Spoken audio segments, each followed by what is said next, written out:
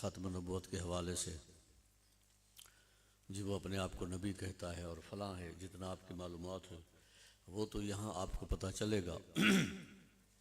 मैं आपको वो बुनियादें बताऊंगा कि किस किस मिनहज से मिर्ज़ा जो है आता है, किस तरह से वो दावे नबूवत करता है। तो ये नई आपके लिए, उलमा के लिए, तलबा के लिए नई बातें नहीं हैं जो मैं अर्ज़ करूँगा। इनकी तरतीब नहीं होगी, आपके सब पहले इल्म में हैं। ये सिर्फ तरतीब इसकी नहीं होगी। जिस तरह से वो बंदा आ रहा है और अपने आप को यहाँ वो नबी साबित करता है और मुसलमानों को राह रास्त से हटा लेता है, और दूसरे उलमाए कराम भी तशरीफ़ फरमा है मेरी सर आँखों पर। मादरत के साथ मैं भी आपके साथ इंशाल्लाह नीचे ही बैठूँगा, सिर्फ आज का 1-1.5 घंटा माफ़ कर दें। और मिर्ज़ा जो आ रहा है बहुत ख़तरनाक तरीके से एक जहन में रख लें, क्योंकि आपके जहन में है पहले, मैं जानता हूँ कि वो जी जाहिल था। बहुत ख़तरनाक चीज़ है, बहुत ही ख़तरनाक चीज़। इतना अर्ज़ कर दूँ, इतना ख़तरनाक चीज़ है कि आप सोच भी नहीं सकते। हकीम नूरुद्दीन आपने सुना होगा, उसका खलीफा था पहला, वो उससे मुनादरा करने गया था। हकीम नूरुद्दीन भेरवी मुनादरा करने गया था मिर्ज़े से कि कम वक्त ये क्या कह रहा है। उसका बैयत होकर बैठ गया। शतनियत है, इबलीसियत है इसमें, और मुकम्मल दज्जालियत का जाल लेकर ये बंदा चलता है। खैर, उन पर तो बाद में बात होगी। अब आइए,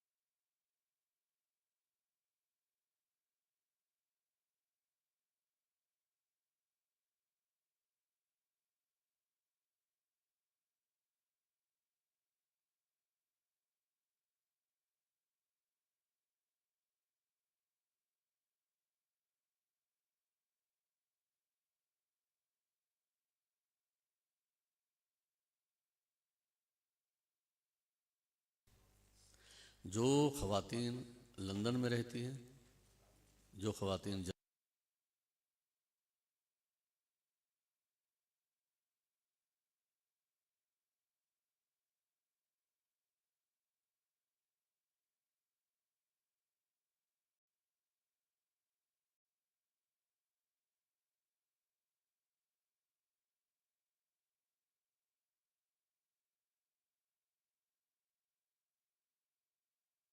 खा बेटा हो या बेटी हो, ये जमात का काम करेंगे। इतना से कल रसूल अल्लाह सल्लल्लाहु अलैहि वसल्लम को मुंह नहीं दिखा सकेंगे। आपको एक और बात भी साथ अर्ज करता है, जब पिछले साल कितने लोग मिर्ज़ाई हुए, कितना मुसलमान मिर्ज़ाई हुए रसूल अल्लाह की हवेली से, कितना लोग बाहर निकाले गए पिछले साल। इस साल की रिपोर्ट अगस्त में आएगी। कितना थे उमर? 2,38,000 रसूल अल्लाह के कलमा गो मुर्तद हुए। और हमें पड़ी हैं अपनी पीरी मुरीदियां और जमातें और फलाने और फलाने। खुदा का नाम है। और आप सब बैठे हैं, मुस्तकबिल के आप उलमा हैं, आप शफलदीस हैं, आप मुफ्ती हैं, आप मोहतमिम हैं। आने वाला वक्त जितना आप साथी आए आपके साथ चलेगा। जैसे एक ज़माना था हम भी तलबा थे। रसूल अल्लाह सल्लल्लाहु अलैहि वसल्लम की बारगाह में ये बढ़ता हुआ फितना, सरकार कल बरोज़ महशर किससे पूछेंगे? बिजनेसमैन से पूछेंगे कि ये क्यों बढ़ा? क्या ड्राइवरों से पूछेंगे सरकार? पुलिस वालों से पूछेंगे? सियासी MP MNO से पूछेंगे? सेनेटरों से पूछेंगे? ये जिम्मेदारी किसकी है? उलमा की है ना, तो बस इसीलिए आप आए, इसीलिए आप आए। अल्लाह रब्बे करीम ने फरमाया, पहले मैं आपको मुख्तसरन ख़त्म नबूवत कुरान दी मुशान से अर्ज़ कर देता हूँ, फिर उसके बाद अपने मौजू पर आऊँगा।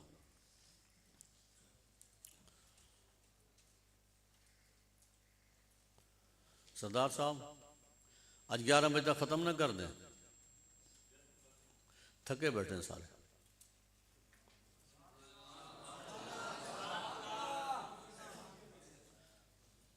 आप फरमाएं। मैं चेहरे देख रहा हूँ, रात सफ़र है ट्रेन का।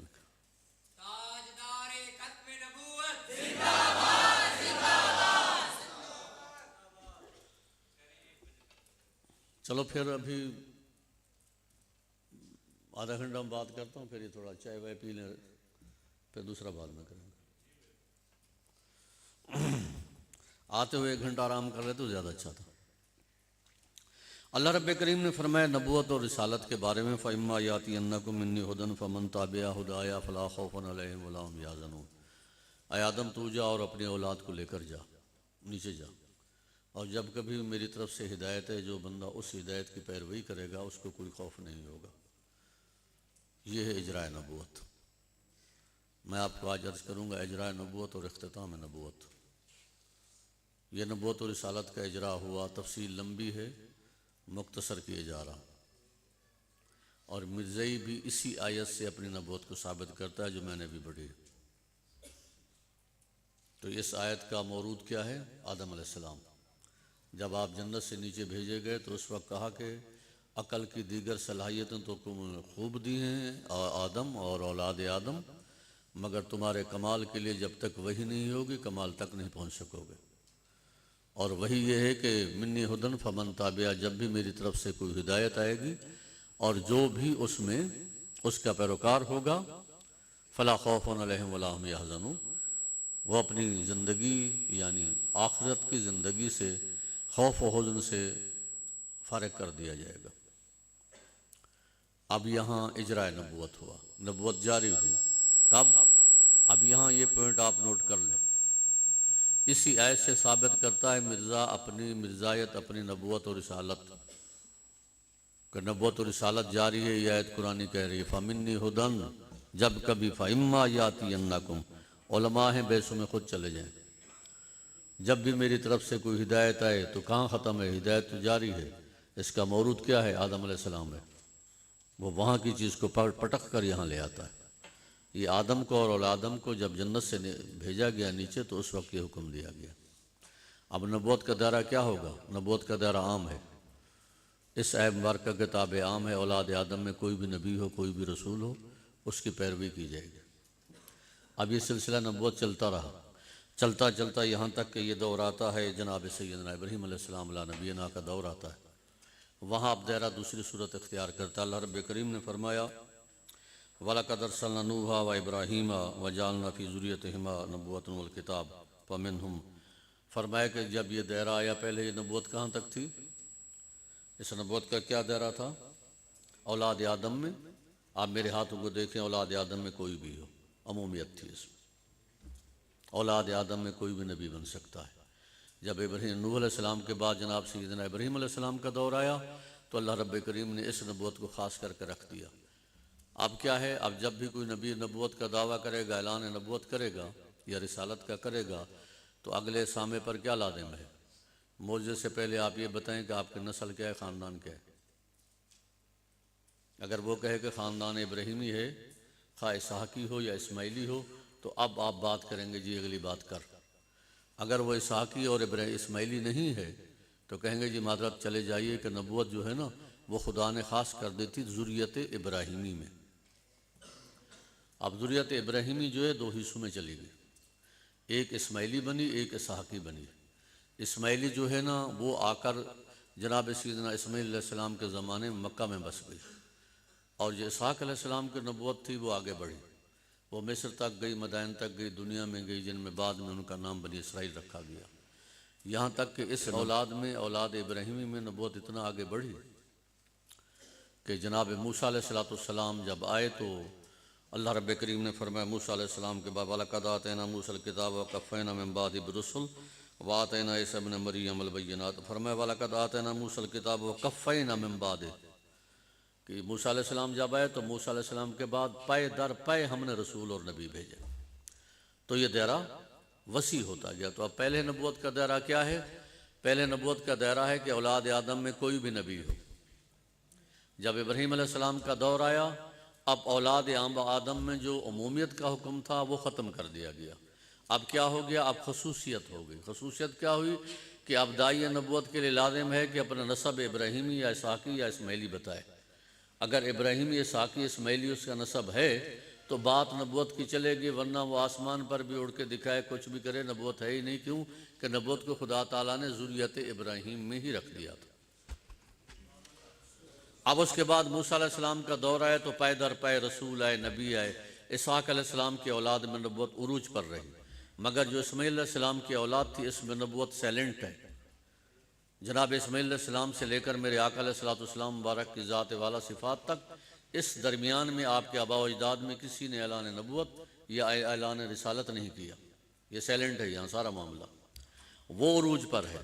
अब इजराए नबूवत हुआ आदम से, फिर अमूमियत में, फिर खसूसियत इब्राहीम। इब्राहीम की वही औलाद चलते चलते पैदर पैर रसूल आए, यहाँ तक कि वो वक्त आ गया कि इस उम्मत में एक रसूल आ गया। कौन सा? ईसा इब्न मरियम आया। ऊपर देखें, आप जानते हैं कि ख़ास का हुक्म क्या है और आम का क्या है।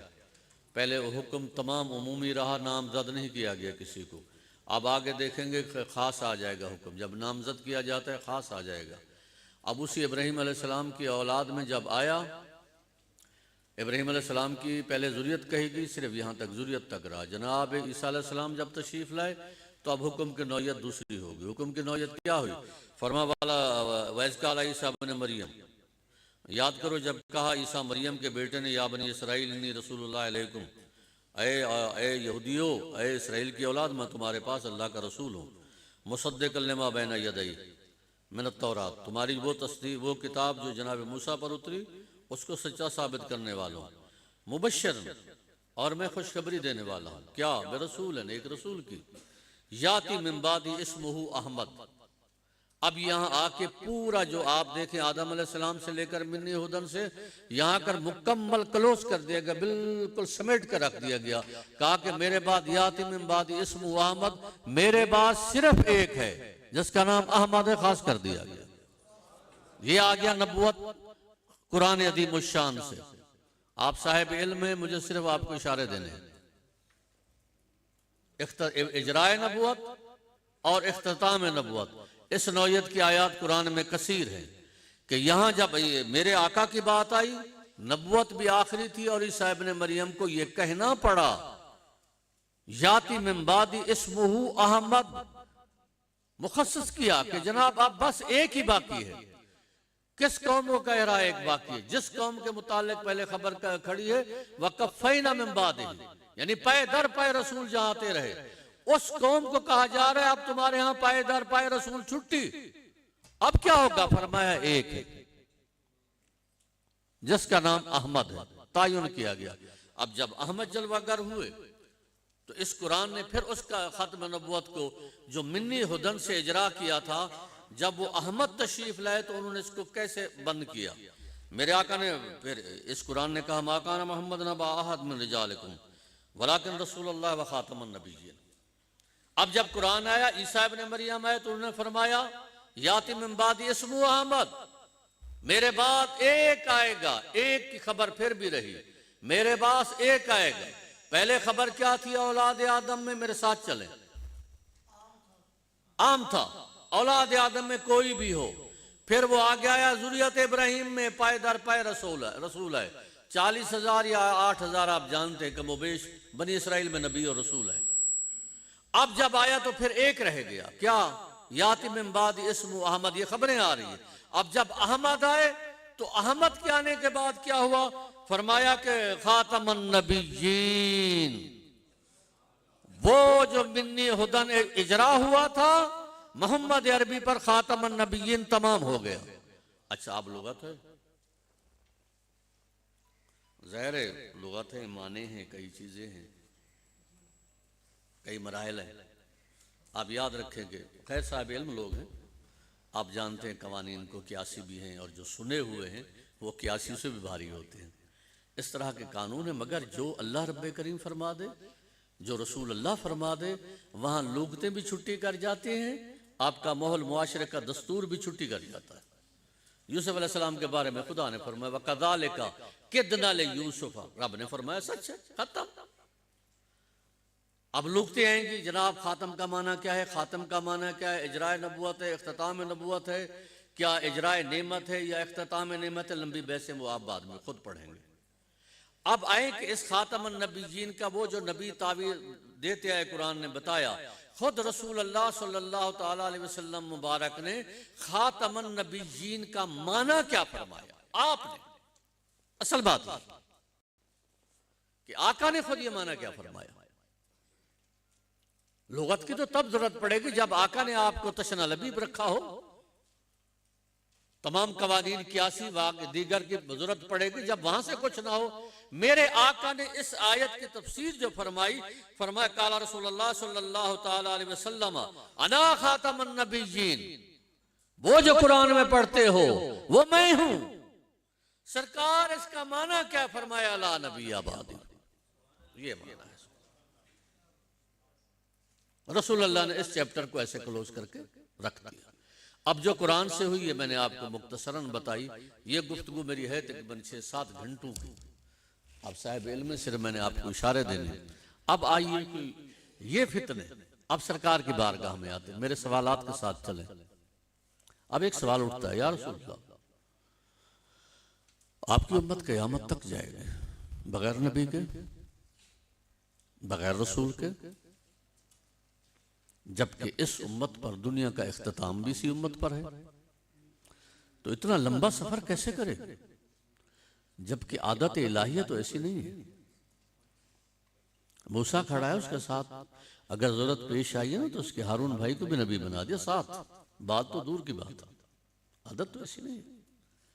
एक ही जमाने में बयाका कई नबी कई रसूल आए, और खुद रब्बे करीम ने फरमाया कुरान में कि जब नबी के दरमियान और उम्मत के दरमियान मुद्दत कसीरा गुजर गई तो कसद कुलूब हो गए, तो अल्लाह ताला ने नई बेइज्जत की। तो सरकार क़यामत तक की उम्मत जाएगी, इतना लंबा सफर और बगैर नबी के, बगैर नबी के कैसे जाएगा? सवाल है, सवाल तो हक बनता। एक दूसरी बात यह है कि आका ने एक और खबर दी, बहुत खतरनाक खबर है। फरमाया लोगों, औलाद आदम में, औलाद आदम की बात, आदम से लेकर आखिरी बेटे तक चले जाओ। फरमाया औलाद आदम ने दज्जाल के फितने से बड़ा फितना कोई नहीं है। औलाद आदम, यहां तक आप सल्लल्लाहु ताला अलैहि वसल्लम मुबारक ने उस फितने के मुतालिक समझाया, फरमाया कि ऐसा फितना है कि नूह नबी भी अपनी उम्मत को डराता गया। और याद रखो ये फितना कहां है? मेरी उम्मत में, यानी दज्जाल का ज़हूर मेरी उम्मत में होगा। अब तो भाई सवाल और डबल हो गया कि या रसूल अल्लाह, ऐसा फितना जिससे नबी डराते गए और औलाद आदम में इससे अजीम फितना और कोई नहीं, आदमुल फितन है। तो फिर उम्मत पर इस हाल में आके पड़े कि उम्मत में कोई नबी ना हो, सवाल तो बनता है ना। ये सवाल आप नोट करें, ये आपको मुताला करेंगे तो काम आएंगे। मैं तो अभी अपना इनको सवाल ही कह रहा हूं, ये लंबी अभास है लोगों की। अब क़यामत तक कोई नबी नहीं आएगा। सरकार फिर फरमाया ये मेरी किताब है, हुज्जत मिन बाद रुsul, यानी अगर हर नबी के बाद नई नबी की बेइज्जत की जरूरत पेश आई है तो नबी जो कमी पूरी करते रहे हैं, ऐसी किताब किसी नबी को नहीं मिली। ये मेरी किताब जो कुरान है, ये हर दौर में हर कमी को पूरी करती जाएगी। बेनियाज करके रख देगी उम्मत को, किससे? नहीं बेसस। नंबर 1। दूसरा, आका ने फरमाया, ये अब मैं अभी मौजू पर आ रहा हूं, मिर्जायत पर हूं, समझे? ये जो कुछ सवाल उठा रहा हूं, जो अब ये मिर्जायत का वो क्या कहते हैं, जमीन है सारी, उस पर चल रहा हूं। आका ने, एक हदीस है, आका ने फरमाया कि मेरी उम्मत में मेरे खुलफा होंगे और कसरत से होंगे, ये चलेंगे लेकर। मेरी उम्मत के उलमा होंगे, आका ने फरमाया, ये लेकर चलेंगे उम्मत को। अब यहां रुक जाइए, यहां रुक जाइए, ये आपको काम आएगी बात। क़यामत तक लेकर मेरे इस दीन को चलेंगे कौन? मेरी उम्मत, मेरे खुलफा और उम्मत के उलमा। क्या ये पेशीन गोई है कि जमीनी हकीकत भी है? सवाल उठता है ना कि आका ने सिर्फ खबर दी थी या इस खबर का हकीकत से भी कोई ताल्लुक है? सही। अब आका ने खबर दी, मेरे आका का जब दुनिया से विसाल बा कमाल हुआ, अरब का इस्लाम कहां तक फैला था? ये जो मौजूदा सऊदी अरबिया है ना, इसमें भी नहीं फैला था। मेरे आका का जब विसाल बा कमाल हुआ, आप अपने रफीकुल आला की तरफ मुतवज्जे हुए, तो उस वक्त इस्लाम की पोजीशन ये थी कि जो मौजूदा इस वक्त जो हदूद हैं सऊदी अरबिया की, इस पूरे में भी इस्लाम नहीं फैल सका था, चे जाए कि खलीज या दीगर 7 बड़े आज़मों में इस्लाम जाता। और इस्लाम का दावा क्या था, मकसूद क्या था? लियुज़हिरहुद्दीन कुल्ले, ये दावा था। और इस्लाम वहां फैला। नबी पाक के बाद सल्लल्लाहु अलैहि वसल्लम बारक के बाद कोई नबूवत क़यामत तक नहीं। खबर 2 लोगों की दी, फरमाया कसरत से खुलफा होंगे और मेरी उम्मत के उलमा होंगे। सरकार कैसे होंगे? फरमाया बनी इसराइल के अंबिया जैसे होंगे, लेकिन नबी नहीं होंगे। अब जब आका का विसाल बा कमाल हुआ, तो उस विसाल बा कमाल के बाद ये दीन का, इबलाग दीन का बोझ किन के कांधों पर आ पड़ा? उलमा और खुलफा के। आपने देखा कि 7 बड़े आदमों में कोई ऐसा टुकड़ा है जहां आज अल्लाह अकबर या हय्या अला सलाह या अशहदु अन्ना मुहम्मदुर रसूलुल्लाह की गवाही न दी जा रही हो? तो ये पेशीन गोई सिर्फ ना रही, बल्कि हकीकत में इसको साबित करके दिखा दिया उलमा ने, खुलफा ने दिखा दिया कि आज 7 बड़े आज़मों में इस्लाम फैला। मेरे आका ने जो खबर दी कि मेरे उलमा और मेरे खुलफा इस दीन को लेकर चलेंगे और साथ उनकी किताब ये कुरान होगा।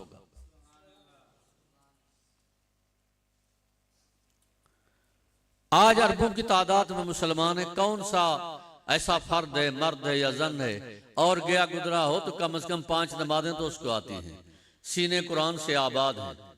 इस वक्त भी लोग मिसाल देते हैं कि अगर बाकायदगी देखना चाहते हो तो वो इन उलमा की बाकायदगी है। जी वो क्या बाकायदगी है?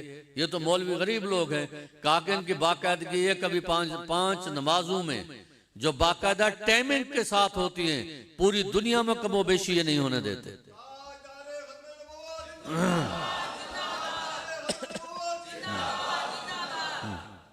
आप नहीं कमोबेशी होने देते। हर मर्द और जन के सीने में कुरान उतारा है इन्होंने, हर जगह हर काम पर उलमा खड़े हैं। तो मेरे आका ने जो खबर दी थी कि नबी तो नहीं होंगे मगर बनी इसराइल वाला काम करेंगे, अंबिया वाला। एक हदीस पाक में आपके इल्म में आका फरमाते, हम बैठे थे कि हमारे सामने सब उम्मतें पेश की गई अपने नबियों के साथ। बाद नबी ऐसे गुजरे एक उम्मती भी नहीं था, बाद गुजरे एक उम्मती था, बाज के साथ 2 उम्मती थे, बाज के साथ जमात थी। क्या मेरे आका की उम्मत का एक आलिम दीन हजरत ख्वाजा हसन संजरी अजमेरी आकर पूरे हिंदुस्तान को आबाद करके नहीं रख देता? जब मुकम्मल इस्लाम खत्म हो चुका था, आपके इस हिंदुस्तान में मुकम्मल खत्म हो चुका था, यूं समझे। मसाजिद को ताले, मदारस को ताले, मजहबी तमाम तालीमा आप गैज़िबा नहीं कर सकते। किसका दौर था? वो जो अपने आप को इलाह कहता था, उसका दावा नबूवत भी था, दावा उलूहियत भी था। उसका नाम था अकबर बादशाह। उसका बेटा जहांगीर आया, मेरे आका ने जो वो खबर दी थी कि मेरे खुलफा मेरे उलमा होंगे उम्मत के, क्या अकेले हजरत मुजद्दिद अल फसानी शेख अहमद सिरंदी फारूकी ने काया पलट के पूरे हिंदुस्तान में न रख दी थी? तो आका ने ये खबर दी, वो खबर वैसे ये सिर्फ खबर ना थी, जमीनी हकीकत मौजूद। ये मैंने आपको तबर्रुकन बताया। और ये फिर आका ने फरमाया दज्जाल आएगा। दज्जाल की खबर दी सरकार। दज्जाल कैसा होगा? आदम का बेटा होगा, आवरुल ऐन होगा, जमाने को जामिद करके रख देगा। एक दिन एक साल का होगा, वन बाई वाई, एक एक फर्दन फर्दन हर आदमी से मुलाकात करेगा। दावा होगा उसका उलूहियत का, खुदा होने का, और बहुत बड़ा फितना होगा। उसकी पूरी खबर मैं सिर्फ आप उलमा डिटेल में नहीं जानना चाहता। ये मेरी उम्मत में आएगा। सरकार और कौन आएगा? फरमाया मेरी उम्मत में और आएगा। कौन? आका ने फरमाया महदी आएगा।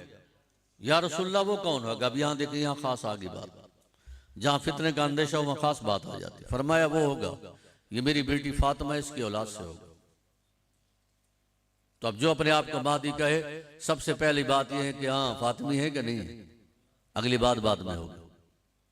तायुन कर दिया। फरमाया मेरी इस साहबजादी, जबकि आका के तो 4 साहबजादियां, एक का तायुन किया। फरमाया इसकी, अगर आका अपनी बनात का फरमाते फिर भी आगे पीछे बात हो जाती। फरमाया एक। या रसूलल्लाह कहां? फरमाया इसका मकाम विलादत भी मक्का मुकरमा है या मदीना मुनव्वरा है। फरमाया कि इसकी अम्मा का नाम भी आमना होगा, अब्बा का नाम भी अब्दुल्ला होगा। 40 साल तक ये इस हाल में रहेगा। 40 साल बाद ये आएगा। उस दज्जाल के लिए फितना ये आपके इल्म में। अच्छा, मिर्जा अपने आपको महदी भी कहता है ना। जब उससे कहा गया कम वक्त ये तो बता कि तू अपने आप को महदी कहता है, सर हदीस पाक में तो आया है कि ओ बी फातिमा तो ज़हरा की औलाद से होगा, तो तू तो मोल है, ये कहां से आ गया? तो अब देखो तावील कैसे करता है। कहता सरकार ने फरमाया ना फातिमा से होगा। मेरी 3-4 दादियां ऐसी गुजरी हैं और नानियां ऐसी गुजरी हैं जो सादात थी, तो लिहाजा मुझे इस निस्बत से ये निस्बत भी होगी कि मैं फातिमी हूं। ये उसके दज्जालियत है। खैर ये लंबा फेर है। फरमाया ये है। फिर उसके बाद आया, अब एक मिर्जा दज्जाल का मसला खड़ा करेगा, अपने आप को महदी साबित करेगा। महदी पर मैं तफसील में नहीं गया। अब तीसरा मसला आया। मेरे आका ने फरमाया इस उम्मत में ईसा आएगा, ईसा इब्ने मरियम आएगा, और वो आकर दज्जाल को कत्ल करेगा। अब हमारे लिए कितना मसले आ गए? 3। इमाम महदी, दज्जाल और ईसा इब्ने मरियम। भाई मियां, इसका इस बदबख्त का खेल ये, मिर्जा कुरान से आता है, मिर्जा हदीस से आता है। इस वक्त आप अलैहिस्सलाम मुबारक के दौरे मुबारक से लेकर अब तक जिन लोगों ने दावा नबूवत किया है, या उलूहियत किया है, या महदियत का किया है, या मसीहत का किया है, उनकी तादाद 300 है। और तकरीबन को मैं खंगाल चुका हूं, मगर पूरे 1400 साल में ऐसा बदबख्त कहीं भी नहीं आया। वो सब इसके पीछे, ये कुरान से आएगा, हदीस से आएगा। अब आएगा कहां से वो तो बाद में बात होगी। अब आइए मेरे साथ थोड़ा आगे चलें। चाय के बाद ही फिर मैं अगली वजाहत करूंगा। पहले मैं ईसा अलैहिस्सलाम के बारे में, मेरा आपसे सवाल है, मैं सवाल कर लूं ताकि बाद में मुझे सवाल जवाब इकट्ठा ना करना पड़े। ये बताएं कि ईसा इब्ने मरियम आएगा तो जब एक अल्लाह का बाकायदा नबी है और रसूल है। अभी मैंने आपको बताया कि सरकार खातमुन नबी ने, उनके आने से खत्म नबूवत टूटेगी या नहीं टूटेगी? क्यों भाई नबी है आ रहा है यार, बाकायदा एक मुस्तकिल नबी है। तो आपका अकीदा है, इसके लिए कोई दलील हो तो वो दो। मेरे पास दलीलें हैं। ये आपका अकीदा है, कोई दलील दो कि एक नबी है। अच्छा, फिर ईसा अलैहिस्सलाम क्या है? इस उम्मत में क्या करने आएगा? हाँ, अभी तो मैं आपको ये बता रहा हूं कि इस उम्मत के इतने बड़े बड़े लोग हैं जो बनी इसराइल के नबियों को क्रॉस किए बैठे हैं, तो फिर वो महदी बन के मुजद्दिद साहब का क्या बताया आपको? पूरे हिंदुस्तान की काया पलट कर रख दी। अजमेरी साहब ने क्या किया, दाता साहब ने क्या किया, कलंदर बादशाह ने क्या किया, बहाउद्दीन ज़किया मुल्तानी ने क्या किया, गौसुल आजम ने क्या किया। आप पूरे चले जाएं, पूरी दुनिया में चले जाएं, कैसे कैसे लोग हैं हमारे, फिर यहाँ क्या करने आएंगे वो। अपनी उम्मत में तो सारी जिंदगी में ईसा अलैहिस्सलाम ने तो सिर्फ 12 आदमी मुसलमान किए थे, तो इस उम्मत को क्या करने आएंगे, सवाल। फिर आसमान पर वो जिंदा कैसे बैठे। और कुरान ने कहा है, कुरान ने कहा ईसा अलैहिस्सलाम के बारे में क्या, रसूल इला बनी इसराइल। तो कुरान ने कहा वो तो रसूल है ही बनी इसराइल का, तो यहाँ उम्मतियों मोहम्मदियों में क्या करने आएगा। नंबर 1, वो तो बनी इसराइल का रसूल है। अगर यहां आएगा तो खुदा उससे कलाम करेगा, अगर खुदा उससे कलाम करेगा वही टूट जाएगी, वही टूट गई, खात्मे नबूवत गया। अगर खुदा उससे कलाम नहीं करेगा तो अंबिया की तो शान है, वल आखिरतु खैरुल लक मिनल ऊला। हो अल्लाह का नबी, हो अल्लाह का रसूल, उलुल अज़्म नबियों में हो, जोरावर किताब इंजील रखता हो और यहाँ दुनिया में आए, अल्लाह उससे कलाम भी ना करे, ये कौन सी बात है। सवाल है ना, वो इन रास्तों से आता है। वो ईसा इब्न मरियम को मारता है, ईसा इब्न मरियम नहीं आएगा, ईसा की तशबीह है। बिस्यार के बाद ईसा इब्न मरियम इस उम्मत में हादी बन के नहीं, फिर मेली शाह साहब रहमतुल्लाह अलैह ने लिखा गौस बन के आएगा, वो बाद में तफसील बताऊंगा आपको। ईसा इब्न मरियम आएगा। आइए, ईसा इब्न, जब मेरे आका आते हैं, मेरे आका के आने से पहले ईसा इब्न मरियम पर और उनकी अम्मा पर बड़े बड़े इल्जामात थे।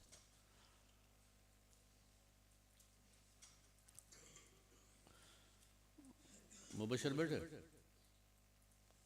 मुबशर महबूब कुरान शरीफ आने में बड़े बड़े इल्जामात थे, और आप अलैहिस्सलाम मुबारक और जनाब ईसा अलैहिस्सलाम, इसके दरमियान में कोई बेइज्जत नहीं हुई। ईसा इब्न मरियम पर ऐसा इल्जाम था, उनकी अम्मा पर इल्जाम था, औलाद आदम में आज तक ऐसा नहीं हुआ कोई लड़की हो, अफीफा भी हो और कुंवारी भी हो और बेटे की माँ हो। आदम से लेकर आज तक ये खबर नहीं है। अब इफरात और तफरीद का ये आलम हो गया था ईसा इब्न मरियम के हवाले से कि एक तो गालियां दे रहे थे, यहूदी गालियां दे रहे थे, किसको, ईसा अलैहिस्सलाम, उनकी मां को, और ईसाई जो थे उसको खुदा का बेटा बना रहे थे। एक बीवी मरियम की पाक दामनी पर बात कर रहे हैं, उनको गलत कह रहे हैं, और एक जो खुदा की बीवी बनाए बैठे हैं, उरूज पर था। अब इस असना में मेरे आका अलैहिस्सलाम की बेइज्जत हुई। आप सल्लल्लाहु ताला अलैहि वसल्लम ने ईसा इब्न मरियम, अच्छा ईसा इब्न मरियम मोहम्मद भी बन गया था, जब फांसी लगाई गई ये भी उनके लिए मसला था। ईसा इब्न मरियम की पैदाइश, ईसा इब्न मरियम की माँ, ईसा इब्न मरियम की मसलूबियत, ये मोहम्मद थी सबके लिए, सिवाय इफरात और तफरीद के दोनों के हाथ में कुछ भी नहीं था। यहूदी भी इफरात में निकल गए थे और वो ईसाई भी, वो भी हद क्रॉस कर गए, वो भी हद क्रॉस कर गए। हकायक क्या है ये किसी को नहीं खबर। इसके दरमियान को नबुवत आती ईसा अलैहिस्सलाम के बाद, तो वो आकर इस हकीकत से पर्दा उठाती। इसी असरा में मेरे आका है, आका अलैहिस्सलाम मुबारक है, तो आका अलैहिस्सलाम मुबारक ने सिर्फ ईसा इब्न मरियम नहीं, उनकी मां, उनका पूरा बैकग्राउंड मुकम्मल बता दिया। फरमाया कि इमरान की बीवी थी, उसका नाम हन्ना था,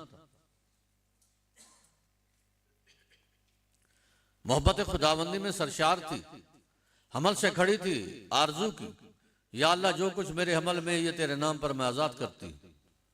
जब वदा हमल हुआ तो देखा आगे बेटी है, तो हन्ना बोल पड़ी, खुदावंदा तेरे नाम पर काम के लिए तो बेटे दिए जाते हैं, बेटियां नहीं, मगर मैं वादा कर चुकी हूं दूंगी।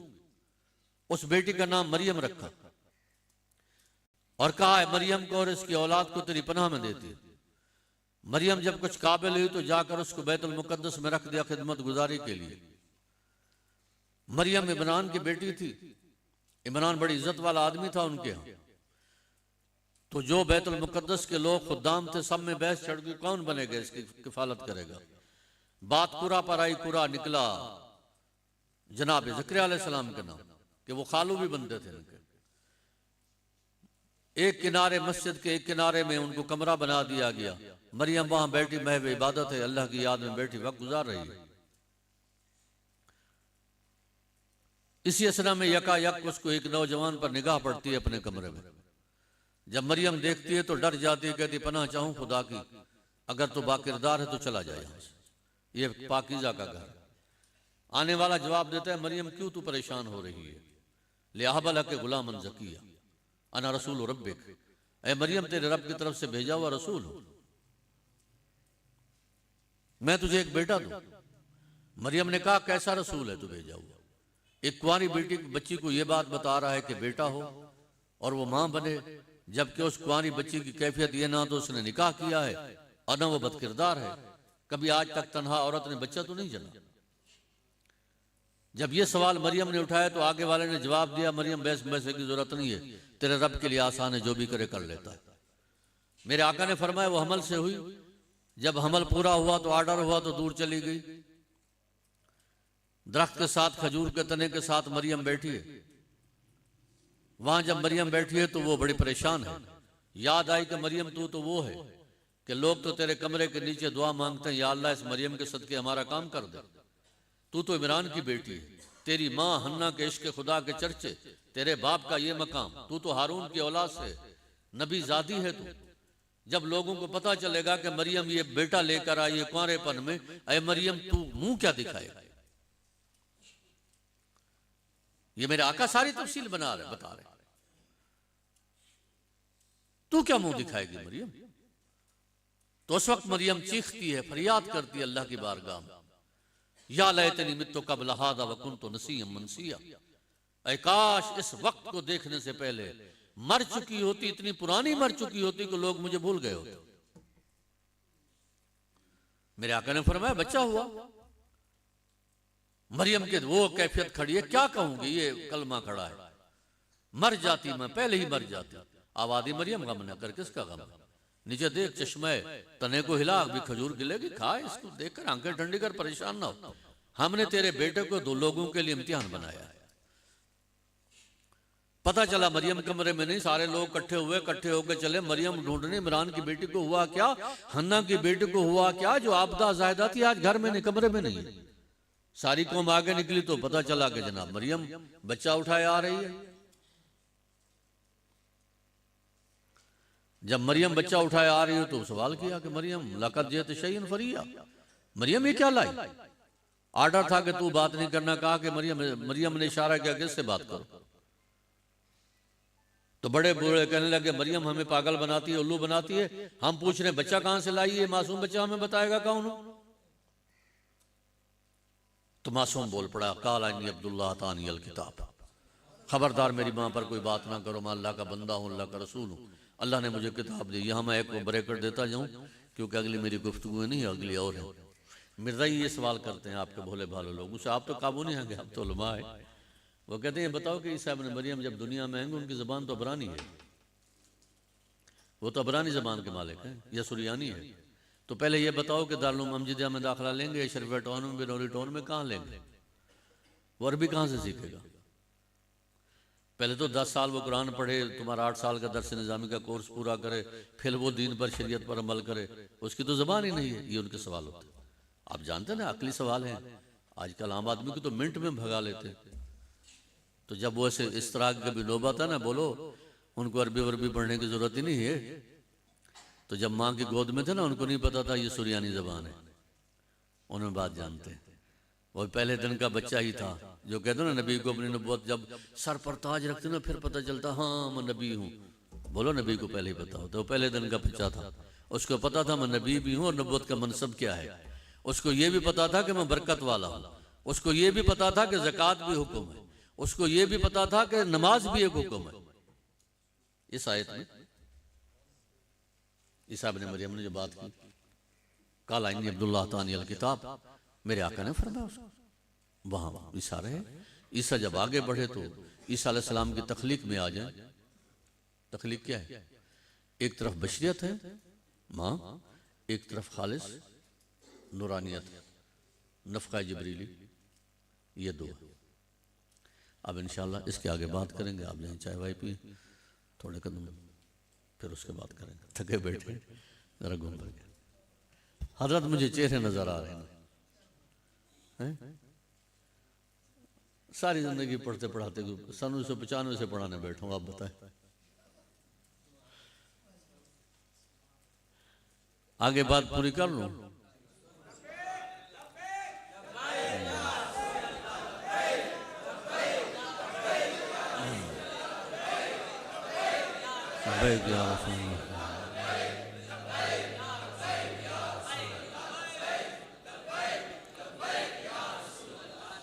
अब उसके बाद जनाब सैयदना ईसा अलैहिस्सलाम बड़े हुए, बनी इसराइल को डांटा डपट की।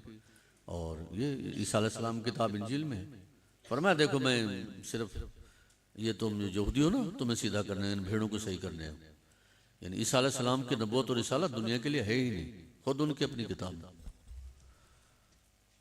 तो इसी असना में ईसा अलैहिस्सलाम के साथ ज़ुहूर में आ रही चीजें क्या, जनाब मादर जात अंधे की आंख पर आग वो लौटा देता है, कोढ़ी को, और यहां तक के मुर्दा मरे हुए के अंदर बॉडी में रूह डाल के खड़ा कर देता है।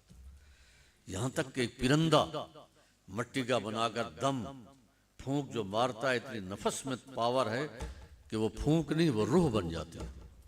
ये नज़ायर थे सल्लल्लाहु। ये बाद में काम है, ये बात जो भी बात कर रहा। यहूदियों को खतरा हुआ और वहां के जो रोमा के बादशाह वाले थे उनको हिलाया, और वो चाहते थे कि हम ईसा इब्न मरियम को मार डालें। यहूदी अगर कत्ल करें तो ये शहीद हो जाएगा, कोई और मौत मारें तो ये नाम ले लेगा। एक चीज है हमारे यहूदी मजहब में कि हमारे यहूदी इसके दीवाने ना हो, क्योंकि यहूदी मजहब में ये है कि अगर कोई फांसी चढ़ जाए तो वो लानती हो जाता है। ये सबब था ईसा को फांसी देने का, कि अगर ईसा अलैहिस्सलाम को तलवार से मार देते हैं, डुबा के कुछ भी करते हैं तो वो उधर जले जाएगा। यहूदी पहले भी इसके पीछे पागल हुए पड़े हैं, मजीद पागल हो जाएंगे।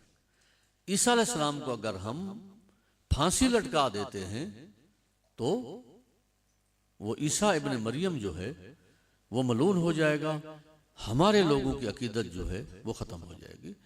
फांसी का असल इल्लत ये याद रखना, असल इल्लत ये थी। उन्होंने बादशाह को कहा है, ईसा अलैहिस्सलाम के हवारी थे, एक हवारी था आपका हुदा, उसने ईसा अलैहिस्सलाम को 18 दिरहम में बेच दिया। जहां ईसा अलैहिस्सलाम महफूज बैठे थे, उसने पुलिस को खबर दी कि ईसा इब्न मरियम फलां जगह बैठा। ये लोग गए और जाकर उन्होंने ईसा इब्न मरियम को पकड़ा। हाँ, ये गए तो वो हुदा आगे गया, जैसे आगे गया यहां तक तो आपको तारीख बताएगी, यहूदियत भी बताएगी, ईसाईयत भी बताएगी, नसरानियत भी बताएगी। पिछली बातें जो मैंने बताई हैं वो भी अल्लाह का नबी बता सकता है, इसके आगे भी अब अल्लाह का नबी ही बता सकता है। अंदर जो गया हुदा, तो हुदा जब बाहर निकला तो उसका चेहरा जो था ईसा इब्न मरियम वाला, पूरी सूरत वही, तो पुलिस ने पकड़ लिया, कहा चल भाई। और रसूल अल्लाह सल्लल्लाहु अलैहि वसल्लम ने अब यहां से नबूवत बताएगी। सरकार ने फरमाया कि उस मकान से जिब्राइल ने उठाकर आसमान पर बिठा दिया, किसको? ईसा इब्न मरियम। ये यहां मामला चला। अब हुदा बाहर आया तो पुलिस वाले खड़े थे, पकड़ा, कहा कि मैं तो तुम्हारा हूं, तुम्हारा जासूस हूं। ने कहा अब तक मुर्दे जिंदा करता था, अभी अपनी मौत देखी तो जान निकल रही है। अब ये मादरतें करे और वो डांटे, जी तू तो अंधों को सीधा करता था, अब क्या है? अब मारा पीटा जो भी, खैर जाकर गले में फंदा डाला, वो बेचारा चीखता रहा, इन्होंने लटका दिया। जब लटकाया, लटका के जब नीचे उतारा, जो साथियों ने जलालैन पढ़ी है, वहां जलालैन ने भी ये लिखा है, अलवजो कल वजह ईसा, चेहरा जब देखा तो ईसा वाला था और जसद जो है गैर। अब मसला उनके लिए बन गया कि अगर हमने ये ईसा को फांसी दी है तो हुदा कहां गया है, अगर हुदे को दी है तो ईसा कहां गया है। अब शुभ वाला जो हो गया, अब उनके लिए खुद एक मसला बन गया था, वो आज तक उनके लिए मसला है। तो रसूल खुदा ने फरमाया कि नहीं, तुम ईसा की मां पर जो इल्जाम लगाते हो वो भी गलत है, ईसा की तखलीक ये है, बाकी रहेगी ईसा की मसूलियत। ना खुश हो वो ना नारे लगाओ यहूदियों कि वह कत्ल ना मसीह ईसा इब्न मरियम, अरे हमने कत्ल कर डाला, फखर से कहते फरमाया वमा सलबू हो वमा कतलू हो, ना ईसा को तुम कत्ल कर सके, ना ईसा को तुम फांसी दे सके, वो आसमान पर बैठा है। अब सवाल हुआ या रसूलल्लाह वो क्यों बैठा है? आका ने फरमाया इसलिए बैठा है, आप तो उलमा है, मैं आपको पहली बात कर दूं, ये इस उम्मत की अजमत और रिफत है कि इस उम्मत पर नई नबूवत तो नहीं है, अलबत्ता ये उम्मत जब मुश्किल में डूबेगी तो मेरे नबी पाक की अल्लाह की बारगाह में वो रिफत है। खुदा ने एक बनी इसराइल का नबी बिठा दिया है कि मेरे मोहम्मद की उम्मत जब मुश्किल में आए तो ईसा जाकर मदद करना उसको। ये शान फरमाऊं पर बैठा है सरकार किस लिए? उसने दोबारा है उसकी बेइज्जत होनी है, नई किताब लेके आ गया, ने कुछ भी नहीं। फिर बिठाया हुआ क्यों है? फरमाए इस उम्मत में दज्जाल आएगा और दज्जाल का ऐसा फितना है कि औलाद आदम इस फितने से नहीं। रब ने ईसा को ऊपर बिठा दिया है और वो दज्जाल जो है उसको सिवाय ईसा के कोई मार ही नहीं सकता। जब मेरे आका का गली में गुजर हुआ तो जनाब फारूक आजम साहब, वो इब्ने सियाद है ना, बच्चा खेल रहा था, तो सरकार ने पूछा, फरमाया हाँ बता मैंने क्या छुपाया है तुझसे? सरकार ने सूरत दुखान का ख्याल फरमाया। तो उस बच्चे ने कहा दुख दुख।